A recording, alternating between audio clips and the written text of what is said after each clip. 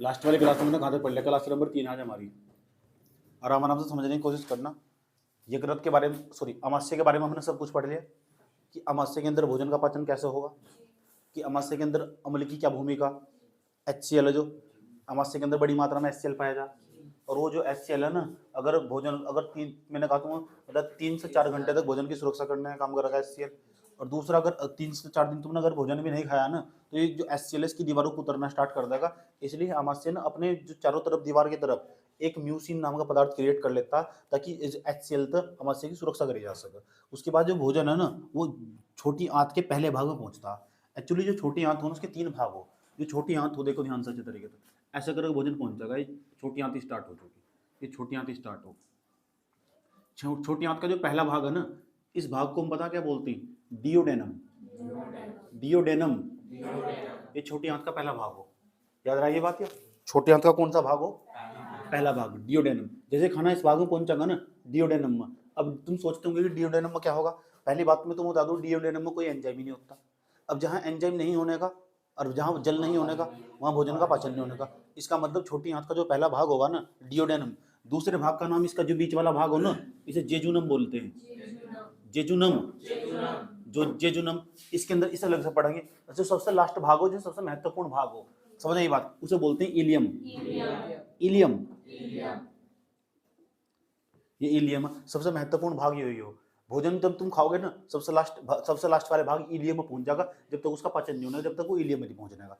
समझ में आया बात? ये अभी भोजन डियोडेनम या डेडुनम आया समझ में? डियोडेनम, डेडुनम, बहुत सारे नाम है इसके, अलग अलग नाम। डियोडेनम बोल दो, डियोडेनम बोल दो, डिडोनम बोल दो, एक ही मतलब है, यानी छोटी आंत का पहला भाग। समझ में बात? छोटी आंत का जो पहला भाग है ना, जैसे इसमें भोजन पहुंचेगा, वो यू आकार की नली का भाग होगा। पहली बात तो ये होगा, यू आकार की उल्टी नली का भाग होगा। यू आकार की नली जो सोई अवस्था में आया समझ में, जो यू आकार की नली के उसके अंदर भोजन पहुंचेगा। अब भोजन ये पहुंचेगा तो इसके अंदर ना जो यकृत हो, यकृत मानव शरीर की सबसे बड़ी ग्रंथि हो। यकृत जो हो मानव शरीर की सबसे बड़ी ग्रंथि हो। यकृत को इंग्लिश में लीवर बोल रहा, यही तो हो लीवर। मानव शरीर में जो लीवर हो, अगर ये खराब हो जाए ना, सारा मामला खराब हो जाएगा। अब ये यकृत के अंदर से क्या है, बड़ी मात्रा में तो जो पित्तरस है वो निकलता रहता है। यकृत के अंदर से बड़ी मात्रा में निकलता रहता है पित्तरस। पित्तरस, और वो पित्तरस ना डियोडेनम में पहुंचता। जो यकृत है, यकृत से एक नली आती है, वो भी यहाँ डियोडेनम से यहाँ ग्रहणी में खुलती है। दोनों एक साथ नली मिल जाती है, और उस नलियों के माध्यम से पता क्या आता रहता है इसमें? यकृत में से निकल कर आता रहता है पित्तरस। अब तुम सोचते हो कि पित्तरस के अंदर क्या हो, ये भी समझ लो पित्तरस कैसा हो। इसके अंदर जो डियोडेनम है ना, पित्तरस, इसमें एक यकृत, यहाँ ये यकृत साइड में, ऊपर यकृत नहीं आया, यकृत को क्या कहते हैं? लीवर। तो यहाँ से ना एक नली खुलती है, दूसरी नली खुलती है, और उसमें से ना पित्तरस निकलता रहता है। क्या निकलता रहता है? पित्तरस। अब तुम्हारी जरूर इच्छा हो रही है कि पित्तरस के अंदर पता नहीं यार क्या होगा, तो ये समझना तुम पित्तरस के अंदर। मैं तुमसे सुनूंगा सारा जी। आपने ये बताया कि आप समझा रहे कि डियोडेनम जो छोटी आंत का पहला भाग हो, उसके अंदर भोजन का पाचन किस तरह होगा? होगा भी नहीं होगा? अगर होगा तो कैसे होगा? आपने बताया इसके अंदर एंजाइम और जल मौजूद नहीं होता। जब एंजाइम और जल मौजूद नहीं होता ना, तो इसका ये मतलब होगा भोजन का पाचन नहीं होता। लेकिन इसमें पता क्या हो, लेकिन जो यहाँ पित्तरस आगा, ये पित्तरस ना यकृत से निकल गया। जब ये यकृत से निकल गया, पित्तरस के अंदर बड़ी मात्रा में जो पित्तरस हो, ये सबसे बड़ी क्या काम क्या हो उसका? ये भोजन के पाचन में सहायता जरूर करता, और जो सहायता करता हो सहायक पाचन ग्रंथि हो जाएगा। मैं पहले समझा रहा हूँ, दोबारा फिर समझ लो। भोजन को पचाता नहीं, लेकिन भोजन के पाचन में सहायता जरूर कर रहा है। अब सहायता कैसे करता होगा? जो पित्तरस है ना, जो हमने वसा ली, वसा का मतलब फैट हो, जैसे तेलीय पदार्थ हमने खाए, आया समझ में? तो कुछ वसा ऐसी जिसका अमाशय में पाचन नहीं हो पाया था, आया समझ में? तुम बता सकते हो वसा का पाचन करने वाला जो एंजाइम हो अमाशय में, उसका क्या नाम हो, जो वसा का पाचन करे? बताओ। लाइपेज करेगा। कौन करेगा? लास्ट वाली क्लास में बताया था तुम्हें। एक तो पेप्सिन बताया था, रेनिन बताया था, लाइपेज बताया था, और लाइपेज के बारे में बताया था वसा का पाचन करेगा। लेकिन कुछ ऐसी वसा ऐसी हो जो अमाशय के अंदर ना लाइपेज वसा का पाचन नहीं कर पाया, लेकिन फिर भी वसा आगे पहुंच चुकी। जब वसा आगे पहुंच चुकी ना, तो डियोडेनम के अंदर ना जो छोटी आंत का पहला भाग हो, छोटी आंत का पहला भाग डियोडेनम हो, वहां वसा पहुंच चुकी। मानो चाउमीन, बर्गर, मोमो तुमने खाया, वो यहाँ पहुंच चुका है डियोडेनम में। और डियोडेनम में मिलेगा पित्तरस। जो पित्तरस पता क्या करेगा? ये वसा का पाचन कर देगा, वसा को ना जल में घोल देगा, वसा को जल में घोल देगा। तेल को जल में घोलने का काम करे।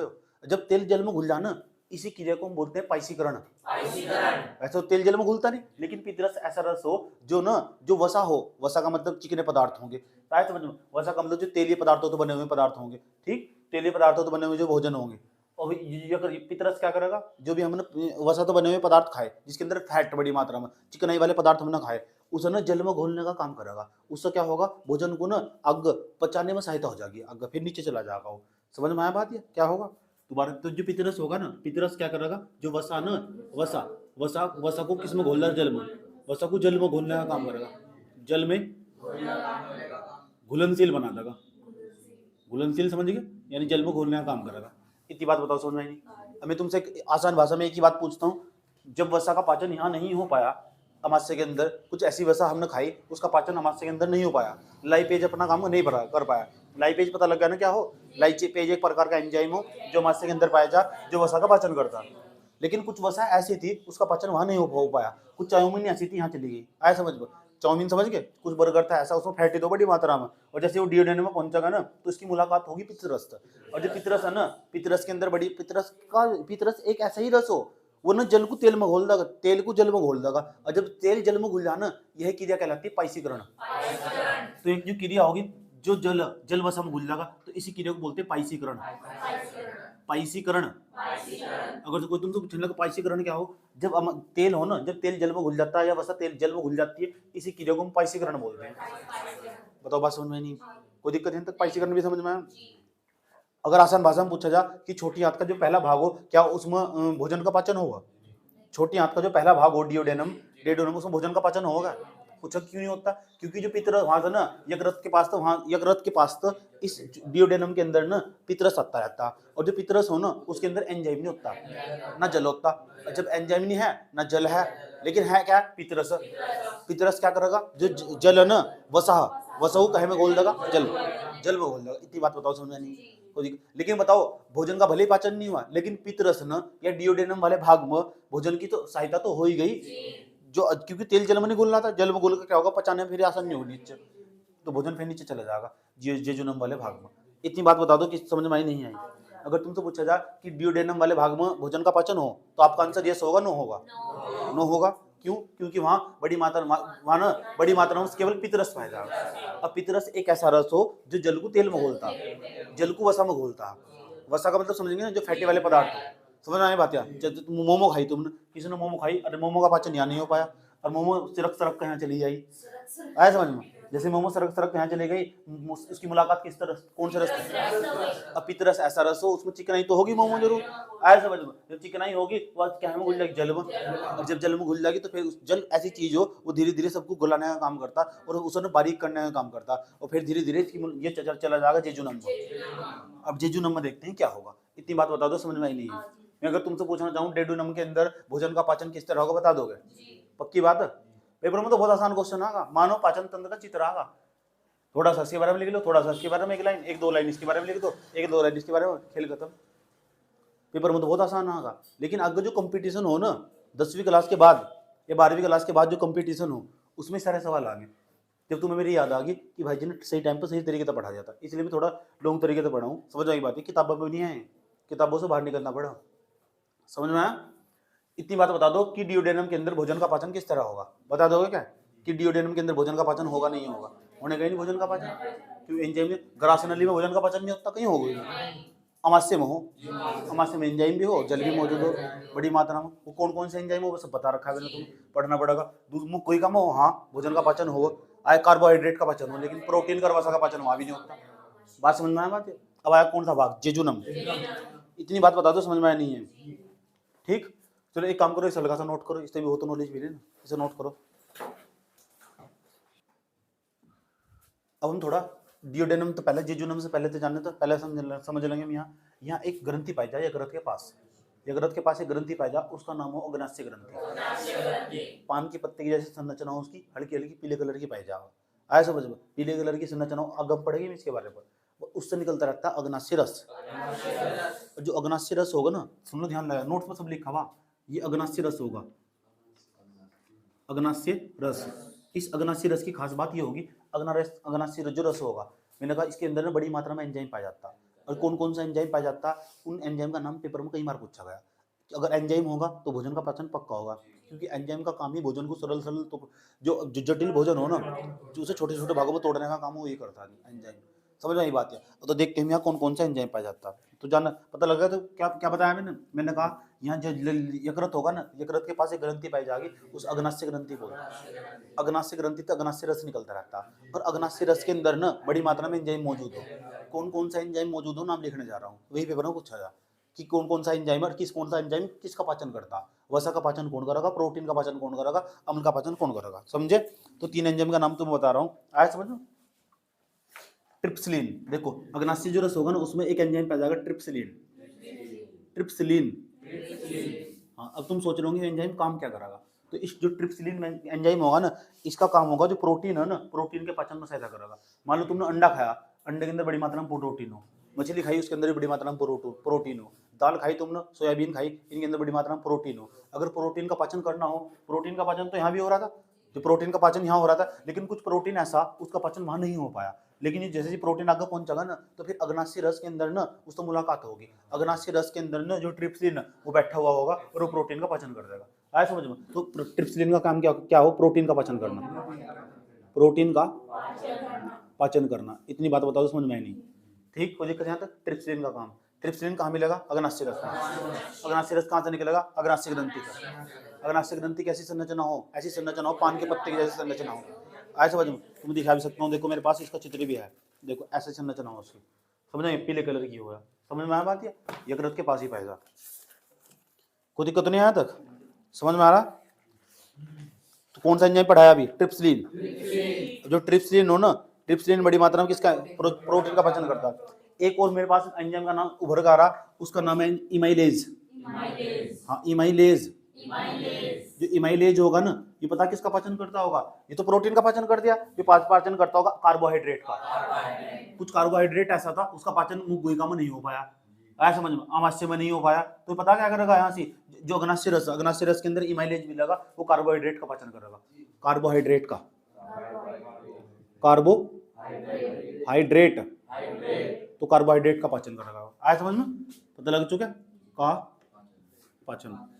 तो ट्रिप्सिलिन प्रोटीन का पाचन करेगा, इमाइलेज कार्बोहाइड्रेट का पाचन करेगा। इतनी बात बताओ समझ में नहीं आई, कोई दिक्कत है। और जो लाइपेज है ना, लाइपेज वो वसा का पाचन करेगा।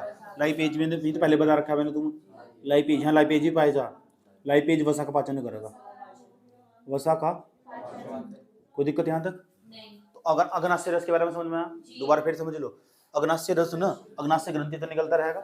अग्नाशय ग्रंथि मानव शरीर की दूसरी सबसे बड़ी ग्रंथि, सबसे बड़ी ग्रंथि ना पूरे शरीर की। जो ग्रंथि क्या करती हैं ये भाई जी, जो ग्रंथियां, एक तो ग्रंथियां हो, एक हार्मोन हो। जो ग्रंथियां हो ना, ये मानव शरीर के, मैंने कहा जो ग्रंथियां है भाई, कुछ बाह्य ग्रंथियां हो, इसलिए जो यकृत बाह्य ग्रंथि मानव शरीर के अंदर ना जो भोजन उसके पाचन में करती है सहायता, पाचन नहीं करती, भोजन के पाचन में सहायता करती है। पूरे मानव शरीर की सबसे बड़ी ग्रंथि कौन सी, लीवर, यकृत, इससे बड़ी कोई ग्रंथि नहीं है। इसके बारे में अलग से पढ़ेंगे, डोंट वरी। अभी उसके बाद मैं दूसरी सबसे बड़ी ग्रंथि का नाम बताया, अग्नाशय ग्रंथि। अग्नाशय ग्रंथि से एक रस निकलता रहता है, स्राव निकलता रहता है, अग्नाशय रस। अब अग्नाशय रस के अंदर बड़ी मात्रा में पाया जाएगा एंजाइम। एंजाइम भी 3 मिले मुझे, ऐसा समझ। एंजाइम जहां होगा वहां भोजन का पाचन होगा। अब ये बताओ, जो ट्रिप्सिलिन होगा, ट्रिप्सिलिन किसका पाचन होगा, प्रोटीन का पाचन। इमाइलेज किसका, कार्बोहाइड्रेट। लाइपेज किसका, वसा। कोई दिक्कत यहाँ तक, ठीक। अभी अग्नाशय रस तक बताओ, यहाँ तक समझ में आया नहीं है। अब हम अपनी कहानी को आगे बढ़ा रहे, अब लेके जा रहे हैं। अच्छा एक बात और सुन लो, ध्यान से सुनना। तो छोटे आंतों के 3 भाग हो, duodenum, jejunum, ileum. Duodenum, jejunum, ileum. कि कौन सी आंत के भाग है, छोटी आंत। लेकिन जो छोटी आंत है ना, जो इसकी पूरे, अच्छा आहार नाली की लंबाई तो 30 फीट हो। आंत की लंबाई ना, टोटल इसकी आंत की लंबाई, जो आंत हो इसकी लंबाई टोटल जो पाई जा, छोटी आंत की लंबाई 17 फीट हो। कितनी, छोटी आंत की लंबाई, छोटी आंत यहाँ से लेके यहाँ तक, इसके बाहर या बड़ी आंत फैली हुई है साइड में, दिख रही है। जो छोटी आंत है ना, याद रखना बात, ये सब नोट्स में लिखा हुआ। जो छोटी आंत है ना, उसकी जो लंबाई हो, छोटी आंत की लंबाई, तो छोटी आंत की 17 फीट हो। 17 फीट, 17 फीट कह दो, फुट कह दो, की मतलब हो, ऐसा समझ में। और छोटी आंत का भी, छोटी आंत के अंदर भी जो सबसे बड़ा भाग होगा, छोटी आंत के अंदर जो सबसे बड़ा भाग होगा उसे बोलते हैं इलियम। इलियम की जो खली लंबाई है ना, इलियम की लंबाई, तो इलियम की लंबाई तुम बताने जा रहा हूँ, इलियम की लंबाई कितनी हो,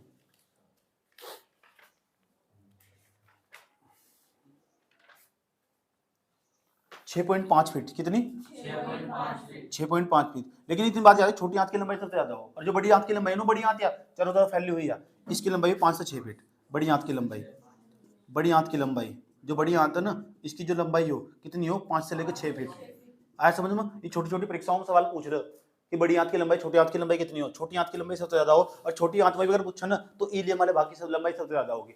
और जब तक भोजन इलियम के अंदर नहीं पहुंचेगा ना, जब तक भोजन का पाचन नहीं होगा, भोजन पूरी तरह सरल रूप में बन चुका होगा, उसका ग्लूकोज बन चुका होगा, उसका वसीय अम्ल बन चुका होगा, आय समझ में, उसका एमिनो अम्ल बन चुका होगा। जब तक भोजन सरल रूप में बन चुका होगा ना, तभी छोटी आंत के अंदर पहुंचेगा। और छोटी आंत के अंदर था ना, फिर वो यहाँ इसकी मुलाकात होगी ब्लड से, जो ब्लड है ना वो उस भोजन को खींचेगा, उठाकर फिर कोशिका तो हमारा फेंक कर जगह देख कर। समझ में आया बात? या इस तरह भोजन का काम होगा। इतनी बात बता दो, समझ में आई नहीं आई? कोई दिक्कत यहाँ तक? तो हम किसके बारे में पढ़ रहे थे भी? अग्नाशय रस के बारे में। अग्नाशय रस, अग्नाशय ग्रंथि से निकलेगा। अग्नाशय ग्रंथि मानव शरीर की दूसरी सबसे बड़ी ग्रंथि। पहली सबसे बड़ी ग्रंथि कौन सी? यकृत, लीवर। पूरे मानव शरीर की सबसे बड़ी ग्रंथि लीवर। कई परीक्षाओं में सवाल है, कई परीक्षाओं में आया समझ में कि मानव शरीर की सबसे बड़ी ग्रंथि यकृत, लीवर, दूसरी सबसे बड़ी ग्रंथि अग्नाशय। अग्नाशय ग्रंथि, अग्नाशय ग्रंथि से निकलता रहता है अग्नाशय रस। अग्नाशय रस में पाई जाए एंजाइम, एंजाइम करते हैं भोजन का पाचन। भोजन का पाचन, ये प्रोटीन का पाचन करता है ट्रिप्सिलिन। इमाइलेज किसका पाचन? कार्बोहाइड्रेट का। लाइपेज किसका? वसा का। कुछ मैंने छोटी आंत की लंबाई बताई, बड़ी आंत की लंबाई बताई। इतनी बात बताओ, समझ में नहीं यार? कोई दिक्कत है? छोटी आंत के कितने भाग हो? 3।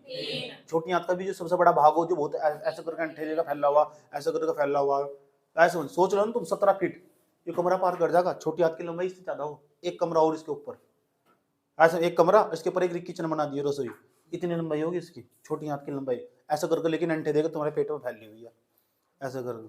ऐसा समझ में जब पता लग जाए, जब डॉक्टर ऑपरेशन करे, जब बच्चे छोटे छोटे चाउमीन खा ले, ऐसा समझ में, तो जो चाउमीन ना उसका पाचन ही नहीं हो पाता, और धूस का खा रहे हैं। और जब धूस का खा रहे हैं ना, वो छोटी आंत तक सीधे डायरेक्ट पहुंच जावा सरल रूप में। अब फिर यहाँ तक छोटी आंत में जब फंस जावा, उसे चाउमीन को ऐसे करके निकल लो। समझने की बात है? ऐसे ऐसे वीडियो भी मौजूद थे। चाउमीन ऐसे करके यहाँ तक छोटी आंतों को काटेंगे बीच में, तो उसके अंदर से उस ऑपरेशन करेंगे, 3-4 टांकों का, उसे हटाएंगे, फिर चाउमीन को बाहर निकालने पड़ा। इतनी तेजी के साथ चाउमीन खाई उन्होंने कि उसका पाचन होने ही नहीं दिया। ना तो अमाशय में पाचन होने दिया, चलो वहाँ तो उसका पाचन होता ही नहीं, अमाशय में भी नहीं हुआ। जब अमाशय में तो हुआ ही नहीं, फिर अग्नाशय रस में भी नहीं हुआ, अब सीधी छोटी आंत ही पहुंच गई, फिर दिक्कत खड़ी होगी सर। ऐसा समझ लो, उसे दिक्कत खड़ी होगी। फिर जब पाचन ही नहीं होने का, भोजन सरल रूप में नहीं पहुंचने का, तो समस्या खड़ी हो जाएगी। इसलिए भोजन को बहुत आराम से खाना चाहिए, बहुत आराम से। समझ में आया बात? इसलिए पुराने आदमी कहते हैं चुपचाप पलोथी में बैठ कर खा शांति तक, जल्दी जल्दी ना खाओ, कहते नहीं घर में। क्योंकि उन्हें भले ही नहीं पता हो क्या हो रहा है साइंस के अंदर, लेकिन वो फिर भी पूरी जानकारी, समझे? तो अपने घर वालों को बेवकूफ ना समझो, उन्हें फिर भी पूरी जानकारी। आधे ज्यादा डॉक्टर हैं, कहते नहीं क्या? इसलिए कहते हैं बड़े की बात माननी चाहिए, इसलिए कहते हैं। चलो, मजा आ रहा है बायोलॉजी में, सीखने में मिल रहा है। आधे ने सोचा 10वीं और बायोलॉजी लूंगा। चलो नोट कर लो यहाँ तक, इसे भी नोट करो। अब हम क्या करेंगे? जेजुनम है ना और इलियम, जेजुनम और इलियम पूरी छोटी आंत के सबसे बड़े भाग हैं, सबसे लंबाई ज्यादा आने की। अब जेजुनम जो इलियम, अब हम समझेंगे इसके अंदर भोजन का पाचन किस तरह होगा। ऐसा करके हमारा टॉपिक हो जाएगा खत्म। ही समझ ये बात है। फिर हम जाएंगे यकृत पर, लीवर के बारे में थोड़ा जानेंगे। फिर हम जानेंगे उसके बारे में अग्नाशय ग्रंथि के बारे में, जो पान की पत्ती के आकार की संरचना हो। ऐसा करके जो ह्यूमन डाइजेशन सिस्टम है ना हमारा, ये पूरी तरह आज समाप्त और फिनिश हो चुका है। ऐसा समझ, जैसे ये फिनिश्ड हो जाएगा ना, उसके बाद हम कल से हम रुधिर स्टार्ट कर देंगे कि ब्लड कैसा हो। रुधिर किसे कहते हैं? खून किस चीज के मिलकर बना। ऐसा आधे लोग क्या हुआ, इसी तो प्लेट गिर गई है, समझ। जब गाँव की प्लेट गिर गई तो समझ मान लो तुम सोचते हो थाली क्यों नहीं गिरी।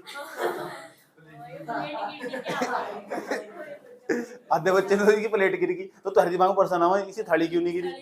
है समझ में, चम्मच कहाँ बोल ली इसके अंदर, सारे बर्तन इसके अंदर ही बोल लेगा, तो सब समझेंगे नहीं कि ओह क्या है।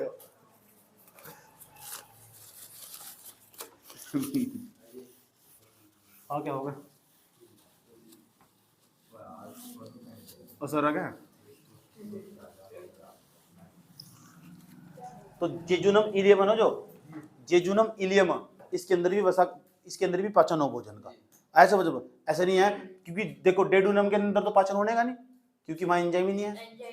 अग्नाशय रस में तो पाचन होगा, क्यों होगा? क्योंकि एंजाइम है। 3 एंजाइम बताए मैंने तुम अभी, तीनों का नाम देखो क्या क्या करेंगे जल्दी फटाफट। तीनों, एक तो ट्रिप्सिलिन हो, इमाइलेज और लाइपेज।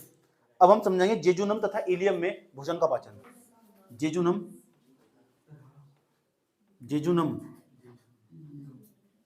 तथा इलियम में भोजन का पाचन, पाचन। अच्छा, इसे समझो, अच्छे तरीके से समझना सच में। तो जेजुनम तथा जो इलियम हो ना, इसके अंदर जेजुनम इलियम हो, इसके अंदर तो पहले खास बात होगी जेजुनम और जो इलियम हो, छोटी आंत के भाग हो, छोटी आंत के इन भागों के अंदर से ना, अंदर से इनकी दीवारों से जो इलियम हो, इलियम छोटी आंत हो, जेजुनम भी छोटी आंत हो, इनकी दीवारों से निकलता रहता है अंतःरस। अंतःरस का अंदर से रस निकलता रहता है। अंतःरस इनकी दीवार हो ना, जो इनकी जो दीवार हो, छोटी आंत की जो दीवार हो, इनसे निकलता रहता है अंतःरस। अंतःरस आया समझ में? अब जो अंतःरस होगा ना, रस तो होगा, फिर इसके अंदर बड़ी मात्रा में एंजाइम भी पाया जाएगा और जल भी पाया जाएगा। यस, जल भी पाया जाएगा और जल पाया जाएगा 98% और 2% पाया जाएगा एंजाइम। 2% पाया जाएगा एंजाइम। अब ये बताओ, जेजुनम और इलियम के अंदर जल भी है, एंजाइम भी है, तो ये बताओ फिर पाचन होगा नहीं भोजन का? होगा, पक्की बात। एंजाइम, एंजाइम मौजूद। अब सवाल है कि यहाँ कौन कौन सा एंजाइम मौजूद हो, ये वो जानना बहुत जरूरी कि इलियम हो, जो छोटी आंत का जो सबसे लास्ट भाग हो इलियम, उसके अंदर कौन कौन सा एंजाइम मौजूद हो और वो क्या क्या काम करता होगा। तो वे दोबारा मैंने पहले समझा दिया, तो एक बार मैं दोबारा बता रहा हूँ कौन कौन सा एंजाइम है, मैं लिख कर लेगा हूँ तुम्हारे लिए, आया समझ में? देखो, एक का नाम हो इर्पसिन एंजाइम जो हो ना, इसमें एक एंजाइम हो उसका नाम है इर्पसिन।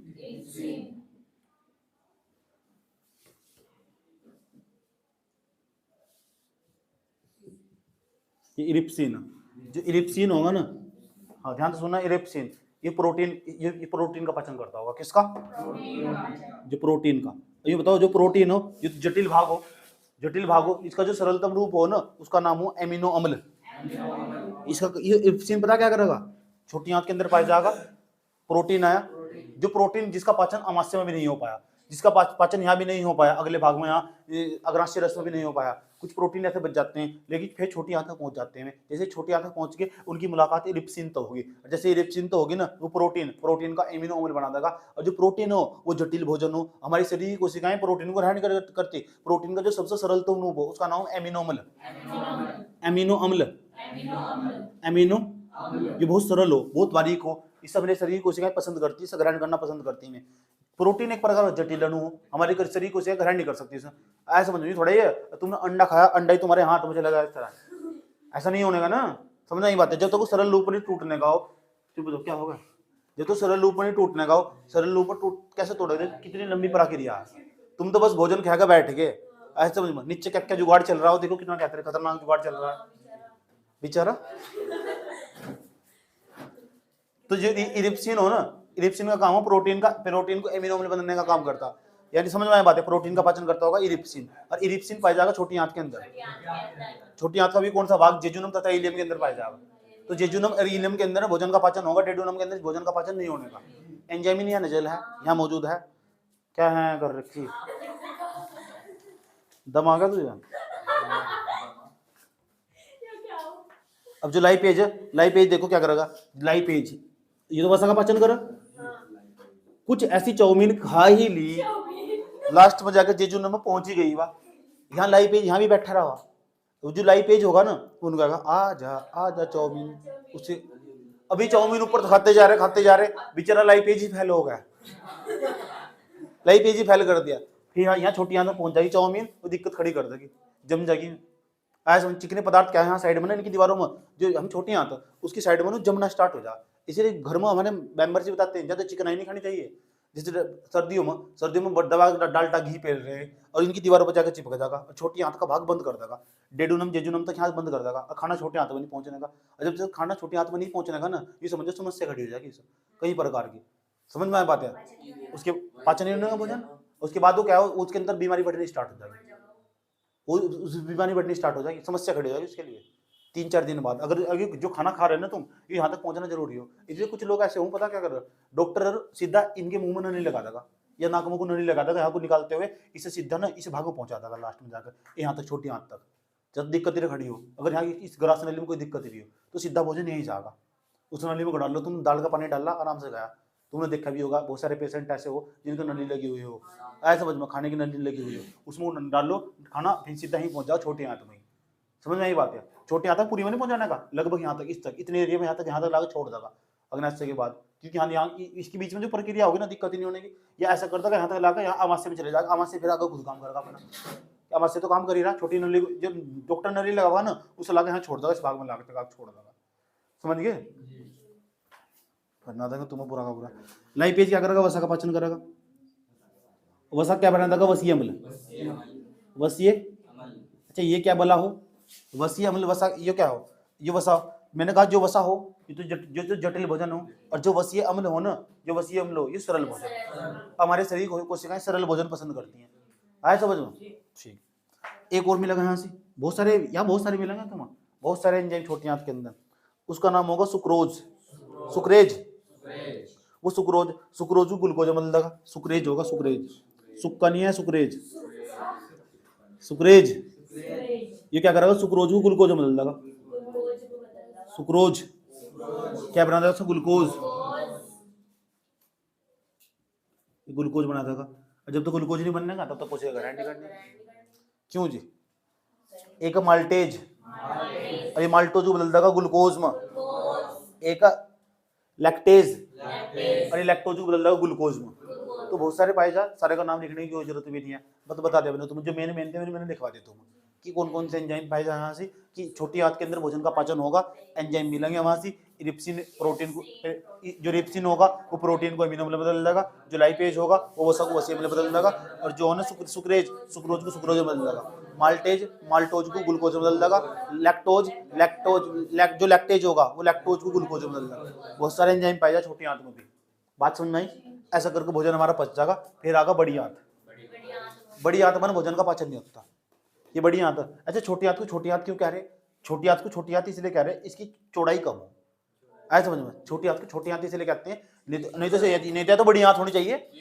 अच्छा छोटी आंत को छोटी आंत इसलिए कहते हैं उसकी चौड़ाई कम हो, अब बड़ी आंत को बड़ी आंत इसलिए कहते हैं उसकी चौड़ाई ज्यादा। देखो चौड़ाई ज्यादा इसकी, आया समझ में। कोई दिक्कत, क्या दिक्कत है, मुझे समझ में आ रहा तो कुछ भी बोल लगा, आराम से शांति से समझ लो, सबकी समझ में आ, कोई दिक्कत नहीं है, समझाने का तरीका ही बहुत सरल है। दृश्य इस प्रकार बनाया गया है यहाँ से, बोर्ड पे चित्र है जो, ऐसा समझो, हटाई मुझे मूड नहीं होता मेरा,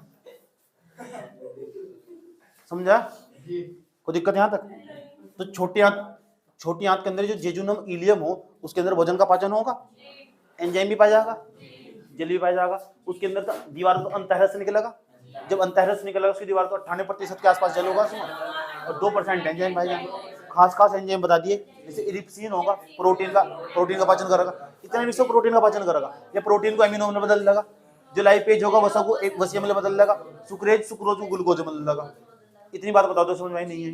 अब उसके बाद ना भोजन पहुंचेगा बड़ी आंत में, लेकिन भोजन बड़ी आंत में वही भोजन पहुंचेगा, बड़ी आंत में भोजन का पाचन नहीं होता, वो भोजन पहुंचेगा जो वेस्ट हो चुका होगा, मल होगा, आया समझ में। ठीक, जो बेकार वेस्ट भोजन होगा जिसका हमारे शरीर कोशिकाओं को कोई काम नहीं होगा, वो भोजन पहुंचेगा, आया समझ में। इतनी बात बता दो, कोई दिक्कत है यहाँ तक। थोड़ा सा बड़ी आंत के बारे में पढ़ेंगे, फिर हमारा ये टॉपिक समाप्त, फिर लीवर के बारे में, और फिर अग्नाशय ग्रंथि के बारे में साइड से पढ़ेंगे। एक काम करो, ये भी नोट करो, छोड़ देना नहीं कुछ भी।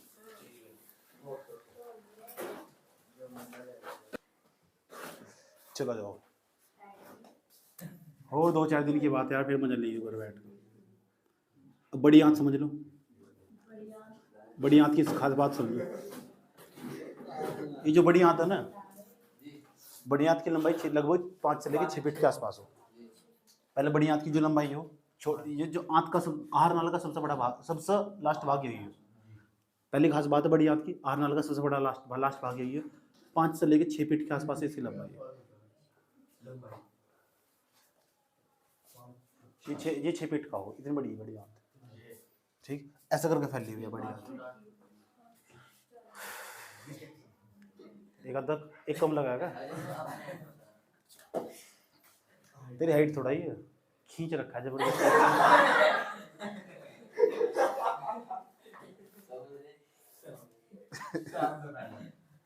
चलो ये बात बताओ, समझ में नहीं आई। ठीक, दूसरा, बड़ी आंत के अंदर ना एंजाइम भी नहीं होता, इसके अंदर एंजाइम नहीं होता। बेटे यहाँ देख, यहाँ देख, यहाँ देख लो, ठीक है। बहुत जुड़ा जीवन खराब होगा।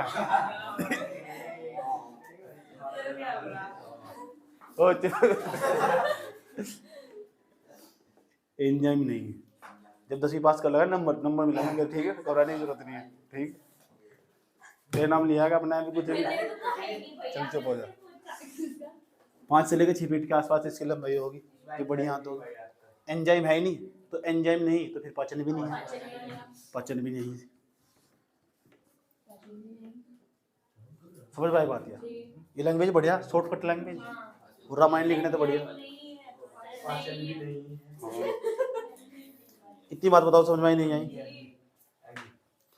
तो जो बड़ी आंत का काम पता क्या हो? इसका काम हो जितना भी जल आया ना तुम्हारे पास, जितना भी तुमने पानी पिया, उसका अवशोषण करना, उसकी खपत करना। इसका काम हो जल का अवशोषण करना, जल की खपत करना, जल का अवशोषण करना।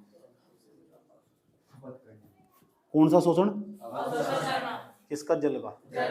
ये किसका काम होगा? बढ़िया। अच्छा पता मनुष्य पहले जो बड़े आदमी हुआ करते थे, पहले के मनुष्य कम से कम 100-150 साल पहले जो मनुष्य हुआ करते थे, उनमें एक बड़ी आंत के पास यहाँ एक और संरचना पाई जाती थी उसका। हाँ पहले, अब नहीं पाई जाती है संरचना। ये समय के साथ मनुष्य के शरीर में परिवर्तन होते रहते हैं। पहले मनुष्य बहुत बड़े बड़े भी पाए जाते थे, लंबे लंबे चौड़े चौड़े पाए जाते थे। अब यहाँ ने इस भाग का नाम था अपेंडिक्स। अपेंडिक्स। और देखिए समय के साथ ना मनुष्य के शरीर में बदलाव हुए, और ये ना जो पदार्थ पूरे शरीर, सबके शरीर में धीरे धीरे खत्म हो गया पदार्थ। अपेंडिक्स नाम का पदार्थ ना समय के साथ धीरे धीरे खत्म हो लिया। अब मनुष्य के शरीर में पाया जाता है, पहले पाया जाता था। जो मनुष्य थे धीरे धीरे बहुत स्वस्थ हट्टे कट्टे हुआ करते थे, बहुत हट्टे कट्टे बड़े बड़े। तो जो मनुष्य, जो मानव शरीर है ना हमारा, समय के साथ प्रकृति के हिसाब से इसमें लगातार तेजी के साथ परिवर्तन होते रहते हैं। हमें नहीं पता हमारे साथ क्या हो रहा। हो सकता है सभी मनुष्य के साथ कुछ ना कुछ घट रहा हो।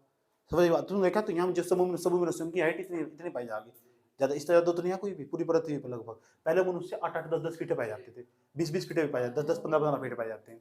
तो उनके शरीर में इस तरह का पदार्थ पाया जाता था। ऐसा वैज्ञानिकों की रिसर्च, अपेंडिक्स नाम का पदार्थ पाया जाता था। अपेंडिक्स नाम की संरचना पाई जाती थी। यह जो संरचना थी ना पहले पाई जाती थी, धीरे धीरे इसकी भी भोजन के पाचन में ठीक ठाक तरीके से अब ये धीरे धीरे खत्म हो चुकी।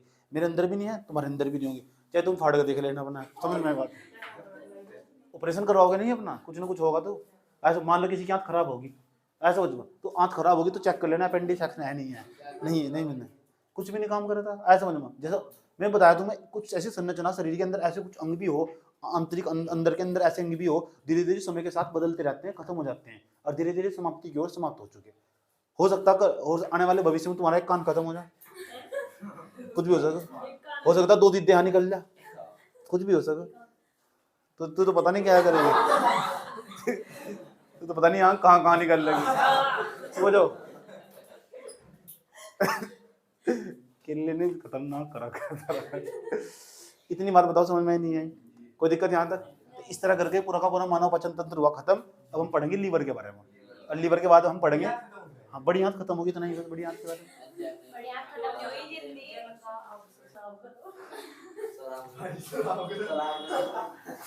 चुप। अब लीवर के बारे में थोड़ा थोड़ा जान ली।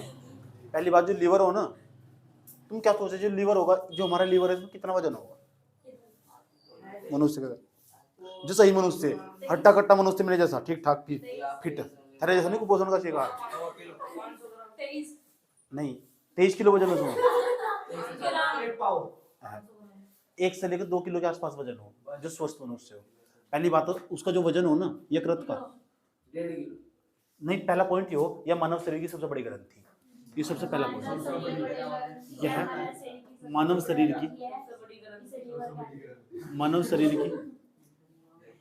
की सबसे बड़ी ग्रंथि, सबसे बड़ी याद रही बात है? कोई दिक्कत? सबसे बड़ी ग्रंथि मानव शरीर। दूसरे नंबर की, ये पहला पॉइंट है इसके बारे में। दूसरी सबसे बड़ी खास बात है, इसका जो वजन हो ना, इसे क्यों हाथ फेर रहा है? इसके सिर पर हाथ फेर रहा है। ये काम मन्ना तो छोटे से पकड़ लिया। जी भी है भी, मैं यहाँ पढ़ा रहा, मतलब यहाँ पढ़ा रहा, इसको ऐसे हाथ फेर रहा है। बाबू क्या असर रहा तेरे में? इधर खेलने मैंने तेरे हाथ लगा, फिर इसको, अब इसको तू वहां बैठ जा साइड में हो।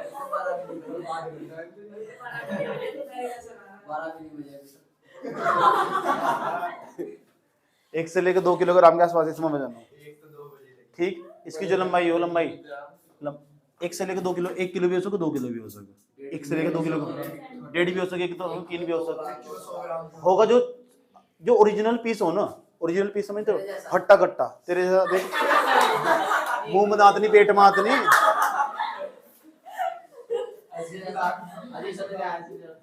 तीसरे नंबर पर इसकी जो लंबाई हो ना, लंबाई होगी इसकी 16 सेंटीमीटर से लेगा ना 23 सेंटीमीटर की मध्य में होगी, कितनी भी हो सके इसके पीछे। जो लीवर हो, ये लीवर की संरचना, इसका स्ट्रक्चर ऐसा देखो, इस लीवर का स्ट्रक्चर ऐसा हो। अब सवाल है लीवर काम क्या कर रहा है, मेन चीज हो काम लीवर का। अगर ये नहीं समझे ना तो कुछ नहीं समझने का, ठीक है। सही कह रहा है हो, लीवर के अंदर से पितरस निकलता है, थोड़ी देर पहले बताया था मैंने। इसके जो लीवर हो ना, यकृत हो, लीवर हो, इसके अंदर तो निकलता रहता है पितरस। और जो पितरस हो ना, हाँ वही तो काम है। पितरस के अंदर बड़ी मात्रा में ना पता क्या निकलता रहा, पितरस एक ऐसा रस हो यो ना जो हमारे तेलीय पदार्थ हो, वसीय पदार्थ हो, वसा को जल में घोलने का काम करता है। इतनी बात बताओ, समझ में नहीं है कोई दिक्कत। जो पितरस है ना, पितरस पहली बात तो संचित कहाँ हो, यकृत में।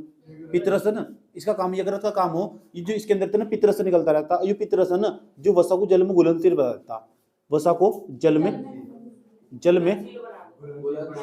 घुलनशील बना देता है, घुलनशील बना देता है।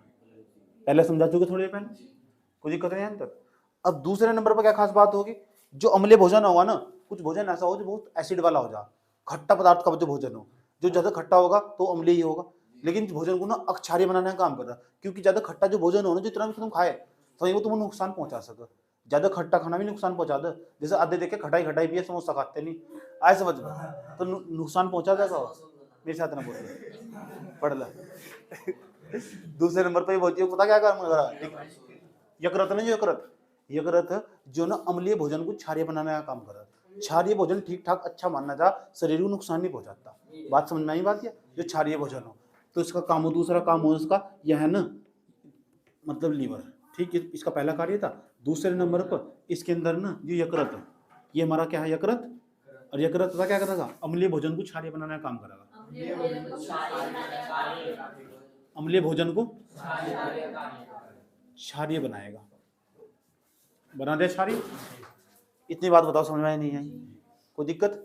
तीसरे नंबर की सबसे बड़ी खास बात क्या होगी, अब अगली बात सुन लो। पितरस में ना दो पदार्थ उत्सर्जित होंगे, दो पदार्थ इसमें तो निकलते रहेंगे, उत्सर्जित होते हैं पितरस में। पितरस के अंदर तो मैंने तुम्हें बताया, पितरस के अंदर पितरस एक ऐसा रस हो। अब जो पितरस हो ना, यकृत के अंदर पितरस पाया जा, अब पितरस में तो दो पदार्थ पाए जाएंगे, दोनों का नाम तमीज से याद कर लो, दोनों का नाम तमीज से याद कर लो। पितरस में दो पदार्थ होंगे, ये हमारा पितरस कहाँ मिलेगा, यकृत में। अब ये जो पितरस है ना, पितरस के अंदर दो पदार्थ मिलेंगे, पितरस के अंदर, ये पितरस है, इसके अंदर दो पदार्थ मिलेंगे, एक का नाम है बिलकार्बिन। बिलकार्बिन बहुत खतरनाक हो बिलकार्बिन, अभी तुम इसके बारे में बताऊंगा। बिलकार्बिन और दूसरे नाम है बिलकार्डिन।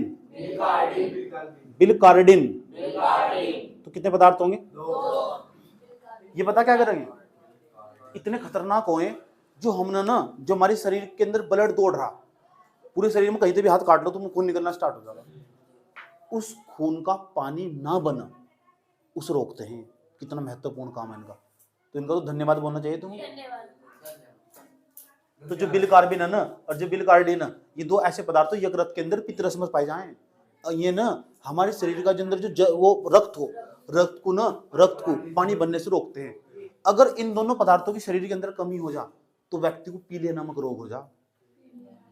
ऐसे समझ में, अगर इन दोनों पदार्थों की शरीर के अंदर कमी हो जाए ना तो व्यक्ति को जुवेंडिस बोलते हैं, जुवेंडिस का मतलब पीलिया।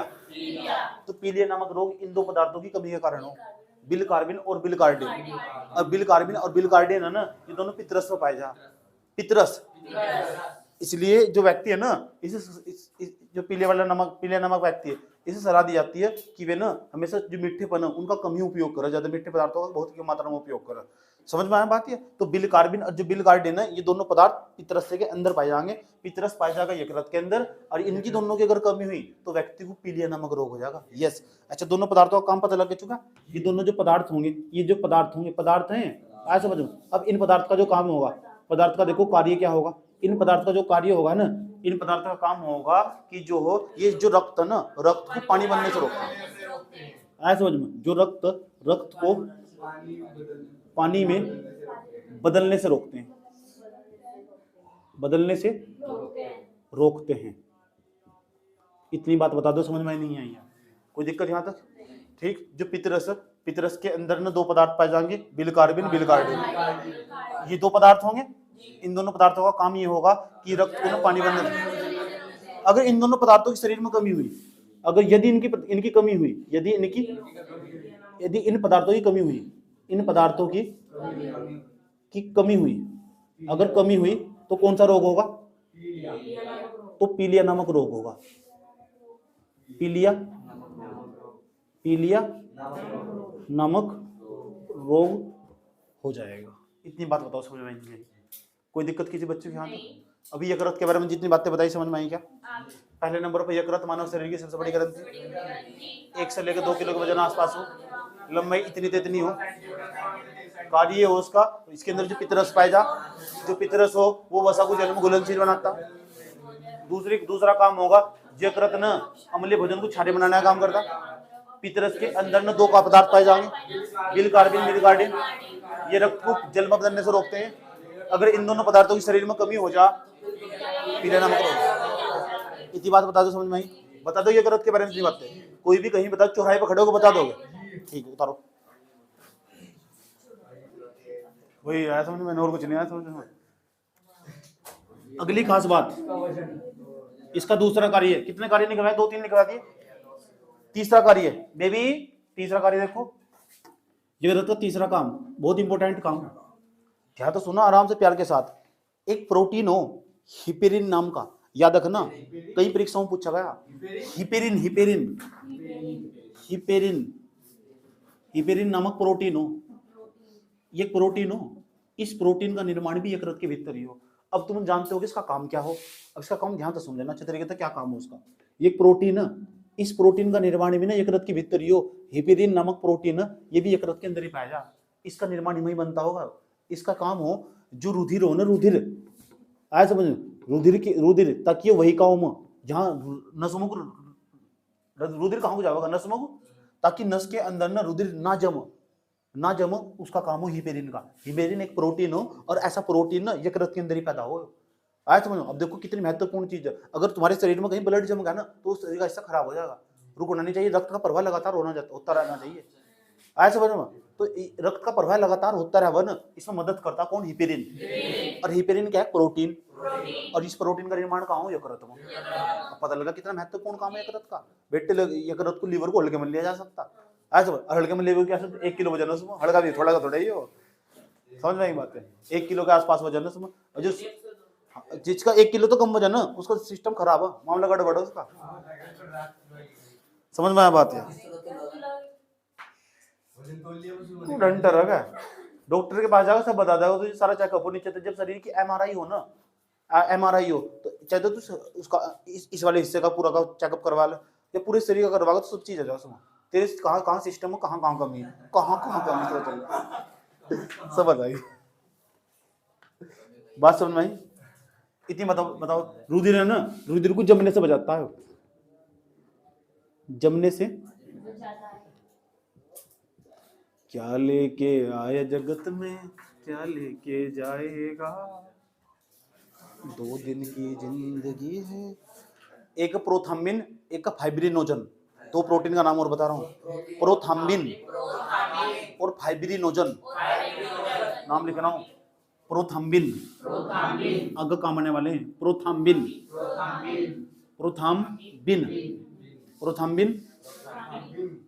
और फाइब्रिनोजन।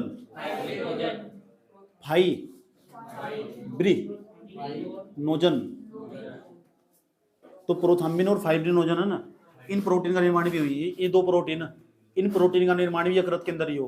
प्रोटीन होए, प्रोटीन का निर्माण भी यही हो।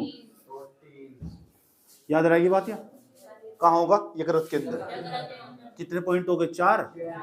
5वां पॉइंट ध्यान तो समझना अच्छे तरीके से, जो समझाने वाले हो रहे तुम। एक हो इंसुलिन हार्मोन हो, ठीक, जो ग्लाइकोजन को ना, ग्लूकोज को ग्लाइकोजन बदलने का काम करता। अगर इसकी कमी होगी ना इंसुलिन की, तो शरीर के अंदर, तो जो इंसुलिन है ना, एक हार्मोन हो, इसका निर्माण भी यकृत के भीतर ही हो। अगर इंसुलिन की कमी हुई ना, तो व्यक्तियों को मधुमेह नामक रोग हो जा, जिसे दूसरी भाषा में शुगर कहते हैं। हाँ हाँ, इंसुलिन इंसुलिन बनना अगर यहाँ बंद होगा ना, इसे बन जाओ, उसमें मधुमेह नामक रोग हो जाएगा, उसे ना मीठे से दूरी रखा जाए, शुगर हो जाएगा। समझ में आया बात? ये सब डॉक्टर के पास जाएगा ना, डॉक्टर एक इंजेक्शन लगागा इंसुलिन नाम का, वो इंसुलिन नाम का जो इंजेक्शन लगागा ना, वो धीरे धीरे वे नसों के माध्यम से यहीं पहुंच जाएगा, फिर दिक्कत नहीं खड़ी होने की, मधुमेह नामक रोग दूर हो जाए। इसलिए इसके लिए टिक्का भी बना दिया गया, इंसुलिन नामक टिक्का बना दिया। क्या है? हिल इससे ही मधुमेह शुगर से उसका टाइम पे इलाज नहीं करा होगा, टाइम पे इलाज नहीं करा होगा ना उसका। ऐसी कोई चीज नहीं है जिसका इलाज ही नहीं है, ऐसी कोई चीज नहीं है जिसका इलाज नहीं है। समझ बात है? ऐसी कोई भी चीज नहीं है इसका इलाज नहीं है। उसके घर वालों ने केयर नहीं करी होगी, टाइम पर लापरवाही करी होगी। हाँ ऐसा हो सकता बिल्कुल।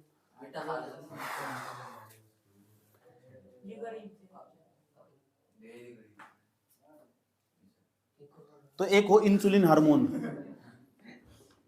इंसुलिन हार्मोन, ये इंसुलिन हार्मोन, इसका निर्माण कहाँ हो? यकृत में। अच्छा, इंसुलिन हार्मोन करता क्या है? ये इंसुलिन हार्मोन है ना, ये पता क्या करेगा? ये सुनो ध्यान लगा, जो हमारे यहाँ ग्लूकोज हो ना, उसे ग्लाइकोजन में बदलने का काम करेगा। ग्लूकोज को, ये ग्लूकोज हो, ग्लूकोज है, इसे बदल ग्लाइकोजन में, ग्लाइकोजन बदलने का काम कर रहा है कौन? Insulin, insulin hormone. यदि इंसुलिन हार्मोन की कमी होगी ना शरीर के अंदर, क्या होगी इसकी? तो क्या जाएगा व्यक्ति को? मधुमेह, मधुमेह नामक रोग हो जाएगा। मधु कौन थी? कुछ भी अपना है भी, मधुमेह स्टूडेंट रह के चलेगी, फ्रेंड कुछ है तो कमी होगी अगर, तो इसका मधुमेह नामक रोग हो जाएगा। समझ में आई बात है? अच्छा, शुगर लिखोगे ब्रैकेट में, ले ठीक। अब चुप हो जा, पूरी हिस्ट्री बताएगा यहाँ से, इसे देख ले, कोई दिक्कत नहीं अंत। अगर इंसुलिन नामक रोग, इंसुलिन जो हार्मोन है ना, इसका निर्माण भी यकृत के अंदर ही हो, इसलिए जिस व्यक्ति को मधुमेह नामक रोग हो जाए ना, उसका ना इंसुलिन का टिक्का लगाया जा, इंसुलिन का टिक्का बन चुका अब जा, आज इंजेक्शन लगाया जा, ठीक, ताकि इसे मधुमेह रोगों से व्यक्त कराया जा सके। बहुत महंगा हुआ इसका टिक्का। हाँ, सलाह दी जाती है, मधु का मतलब ही मीठा हो, नाम ही ऐसा रखा है, मधु का मतलब क्या हो? मीठा। आया समझ? इसलिए शुगर बात समझ में आई? ठीक है, इसलिए जो शुगर के पेशेंट है ना, उन्हें एडवाइस दी जाती है, सलाह दी जाती है कि वे मीठे पदार्थों से हमेशा दूर रहने चाहिए। इतनी बात। शुगर कम कैसे हो? मीठा कम खाना, मीठा खाना जरूरी। सबसे बढ़िया इलाज है इंसुलिन, इंसुलिन का टिक्का लगवा, और जो शुगर सागर है ना, सब उड़ जाएगा। नहीं, एम्स के अंदर जाओगे ना, एम्स के अंदर जाओगे तो वहां ये सब टिक्के मौजूद हो, इंसुलिन नामक। कौन होता? 7वें नंबर पे चले जाओ।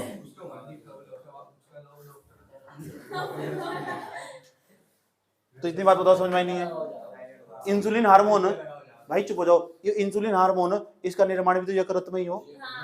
इसका काम क्या हो? ग्लूकोज को ग्लाइकोजन में बदलेगा। जब ग्लूकोज को ग्लाइकोजन में बदलने का, अगर ग्लूकोज ग्लाइकोजन में नहीं बदलने का ना, तो शरीर की ऊर्जा हो, एनर्जी हो, या आया समझ में? अगर ग्लूकोज ग्लाइकोजन में नहीं बदलने का ना, तो शरीर को एनर्जी नहीं मिलने की। और जो मधुमेह नामक रोगी हो ना, ये जल्दी थक जाते हैं, बहुत जल्दी थक जाते हैं, इन बड़ी समस्या होती है। आया समझ में? थोड़ा सा 2 सीढ़ी चढ़ेंगे, 2-3 सीढ़ी चढ़ेंगे, है करना शुरू कर दें, सच में। 7वें, तो ये कितने पॉइंट हो गए? 5 पॉइंट हो गए। यकृत और क्या काम करेगा? ये अमोनिया को यूरिया में बदलेगा। मान लो शरीर में तुम्हारी अमोनिया चला गया, छठा ले लो, कोई दिक्कत नहीं हो। अमोनिया ना, अमोनिया को यूरिया में बदलेगा, ये काम यकृत का ही होगा। वही है, बिल्कुल ऐसा ही हो, उसका सूत्र भी वही हो, यूरिया को यूरिया में बदलने का काम करेगा। और यूरिया ना यूरिन के माध्यम से, आया समझ में, एग्जिट हो जाएगा, बाहर निकल जाएगा। इसलिए यकृत है ना, अगर अमोनिया यूरिया में नहीं बदला, हमारे शरीर से उत्सर्जित होता रहेगा, बाहर निकल जाएगा। इसलिए तुम पेशाब करते हो ना, वो नाली के माध्यम से जिस क्षेत्र में तालाब में चला जाओ, तो ये समझ जाओ उसके ना, उसका पर्यावरण वहां का पूरी तरह नष्ट कर दो, वो घातक हो उन क्षेत्र के लिए। जैसे तालाब, उसके अंदर गाँव का सारा पानी जा रहा, उसके अंदर जो मछलियां ना, मछली के उत्पादन को प्रभावित कर, उन मछली को खाना नहीं चाहिए जो कि तालाब पैदा करते हैं। समस्या खड़ी कर देगी तुम्हारे लिए। समझ में आई बात? उसके अंदर बड़ी मात्रा में यूरिया मौजूद है, और यूरिया तुम्हारे शरीर में चला गया है ना, तो तुम्हें कठिनाई पैदा कर देगा, अलग अलग प्रकार के रोग मौजूद हो जाएंगे तुम्हें। समझ में आई बात है? इसलिए वहां की मछलियों को भी नहीं खरीदना चाहिए। तो मैं नहीं कह रहा, मैं समझा मजाक कर रहा। इन्हों कहा मैंने दुकानदारी कम कर रहे। तो अमोनिया बेचते नहीं, तो जहां भी बेचने वहां तो नुकसान कर ही रहे। इतने वीडियो काट कर भेज दियो, ठीक है। तो अमोनिया को नहीं, लीवर है ना, लीवर अमोनिया को यूरिया में बदलेगा। जब अमोनिया को कहीं बदलेगा? यूरिया में। अगर ये करता में दिक्कत खड़ी हुई ना, अगर अमोनिया यूरिया में नहीं बदला और अमोनिया शरीर में रह गया तो जहर की तरह काम करेगा, जहर की तरह काम करेगा, और तरह तरह की बीमारी उत्पन्न हो जाएगी। फिर डॉक्टर के पास जाओगे, दे दो कोई शीशी पीने की।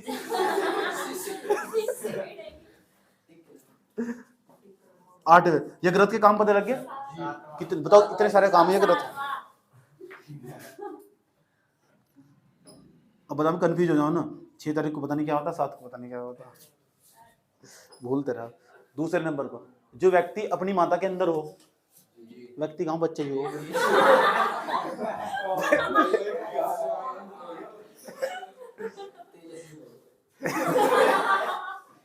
पहले सुन लो। जब बच्चा ना माता के पेट में होगा, उस अवस्था को कहते हैं भ्रूण अवस्था। हाँ, तो जो बच्चा होगा, ठीक, जो भ्रूण अवस्था में ना, तुम सब भ्रूण अवस्था में रहे होंगे कभी ना कभी, हम भी रहे होंगे। तो जो भ्रूण अवस्था होगी ना, भ्रूण अवस्था के अंदर ना ये यकृत ना आरबीसी बनाने का काम करता। आरबीसी रक्त के अंदर पाया जा, जो रेड ब्लड सेल जिसे बोलते हैं, आरबीसी बनाने का काम करता। ये यकृत ना, ये यकृत आरबीसी बनाने का काम करता। इन्हें बोलते हैं red blood cell, RBC, red blood cell.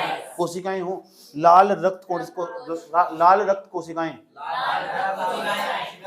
Red blood cell, blood नहीं है, ब्लड है, रेड ब्लड सेल। ब्लड को ब्लड कौन बोल रहा है? रेड ब्लड सेल, ब्लड नहीं, ब्लड। याद रहा ये बात है? अच्छा, यकृत का काम पता लग चुका। भ्रूणावस्था में जब बच्चा अपनी माता के पेट में होगा ना, तो उसके अंदर जो आरबीसी का निर्माण होगा, आरबीसी कौन बनाता होगा? वो यकृत ही बनाता होगा।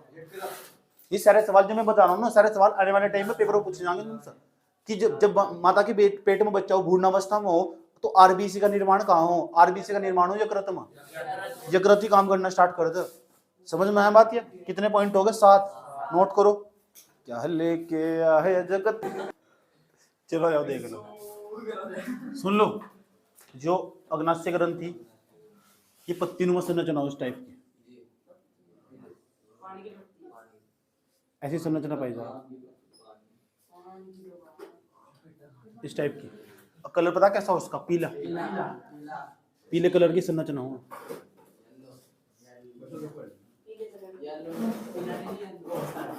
पीला कलर होगा इसका, पीला रंग होगा इसका, ठीक। दूसरा, पत्तीनुमा संरचना होगी।